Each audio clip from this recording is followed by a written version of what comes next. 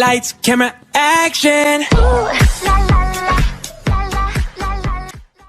This is my face, an outfit I really love in my favorite place, and something I care about and something I hate, and someone I date, and back to my face, 'cause I'm cute, that was me, who are you? Hi guys, welcome back to my channel Homegrown. இன்னைக்கு நம்ம class 7 NCERT book civics lesson 1 equality தான் சொல்லி பார்க்க போகிறோம். So இந்த lesson வந்து ரொம்பவும் பெருசெல்லாம் இல்லை, ஆனால் வந்து இதை வந்து நான் 2 பார்ட்டாக பிரிச்சுக்கிறேன். ஒரு இது வந்து ஸ்டோரியும், இன்னொரு பார்ட்டில் வந்து நம்ம வந்து அதோடைய புக் எக்ஸசைஸ் எல்லாத்தையும் பார்க்கலாம். சரி வாங்க இப்போ நம்ம கிளாஸ்க்குள்ளே போகலாம். ஸோ இந்த கதையில் வந்து நம்மளுடைய கதையில் உள்ள கதாநாயகி யாருன்னா காந்தான்ற ஒரு ஏழை பெண் தான். அந்த ஏழை பெண்ணுடைய வாழ்க்கையில் ஓட்டு போடுறப்ப அவங்களுக்கு வந்து எப்படி குட்னஸ் நல்லா இருக்குது, ஓட்டு போடாமல் மற்ற இடத்துலலாம் அவங்களுக்கு எப்படி ஈக்குவாலிட்டி கிடைக்கிறதுன்னு சொல்லி பார்க்க போகிறோம். சரி வாங்க இப்போ நம்ம கதைக்குள்ள போகலாம். ஸோ இந்த கதையில் வந்து காந்தாவும் அவங்களுடைய ஃப்ரெண்டு சுஜா வந்து ஓட்டு போடுறதுக்காக நிற்காங்க. சுஜாவும் காந்தாவும் நமக்கு வந்து ஈக்குவாலிட்டின்னு வந்து இந்த ஓட்டிங்கில் மட்டும் நமக்கு வந்து எல்லாமே கிடைக்கிது. ஏன் நான் வேலை பார்க்குற வீட்டுடைய ஓனர் கூட நமக்கு பின்னாடி தான் நிற்கிறாங்க. இது வந்து ஈக்குவாலிட்டி வந்து எல்லா இடத்துலையும் கிடச்சா ஏழைகள் எல்லாருமே சந்தோஷமாக இருப்பாங்க அப்படின்னு சொல்லி சொல்கிறாங்க.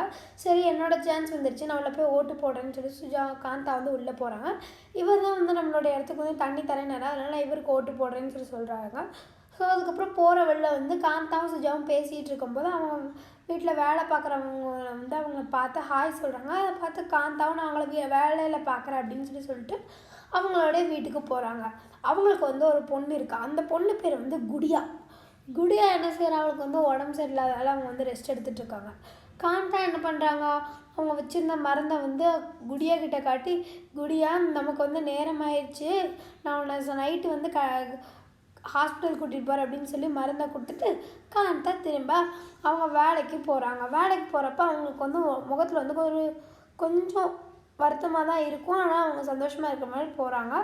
அவங்க மேலே போயினதுக்கப்புறம் அவங்க வந்து அங்கே உள்ள வேலை எல்லாத்தையும் பார்க்குறாங்க. அதாவது க்ளீன் பண்ணதுக்கப்புறமா அவங்க வந்து போகிற வழில வந்து அவங்களுடைய வீட்டு ஓனர், அதாவது அவங்க வீட்டு ஓனரோடைய ஷெப்புக்கிட்ட வந்து கொஞ்சம் காசை வாங்கிக்கிறாங்க. நான் கொஞ்சம் இந்த எக்ஸ்ட்ரா உனக்கு தரேன், உன்னோடைய குடியா உன்னோடைய பொண்ணுக்கு வந்து நான் உடம்பு நல்லான்னு சொல்லி கேள்விப்பட்டேன் அப்படின்னு சொல்லி அவங்கக்கிட்ட இந்த காசை வந்து கொடுக்குறாங்க. கொடுத்ததுக்கப்புறம் அவங்க வந்து நன்றி சொல்லிவிட்டு வாங்கிட்டு அவங்க வந்து ஹாஸ்பிட்டலுக்கு போகிறாங்க. அதுவும் லோக்கல் ஹாஸ்பிட்டலும் வேலைகள்லாம் போவாங்க இல்லையா, அந்த ஹாஸ்பிட்டலுக்கு போகிறாங்க. அப்போ தான் அவங்க யோசிக்கிறாங்க, நமக்கு வந்து ஈக்குவாலிட்டி வந்து எல்லா இடத்துலையும் கிடைக்கல. இங்கே பார்த்தோன்னா எல்லாருமே வந்து ஏழைகள் மட்டும்தான் இருக்காங்க, பணக்காரங்க எல்லாருமே வேற ஒரு ஹாஸ்பிட்டலுக்கு போகிறாங்க. இது எந்த விதத்தில் நியாயம், நமக்கு எல்லா இடத்துலையும் ஈக்குவாலிட்டி கிடைக்கணும்ல அப்படின்னு சொல்கிறாங்க. ஸோ இந்த கதையோட மாரல் என்னென்னா, ஈக்குவாலிட்டி வந்து நீங்கள் உங்களால் முடிஞ்ச அளவுக்கு எல்லாருக்குமே கொடுக்க பார்க்கணும்.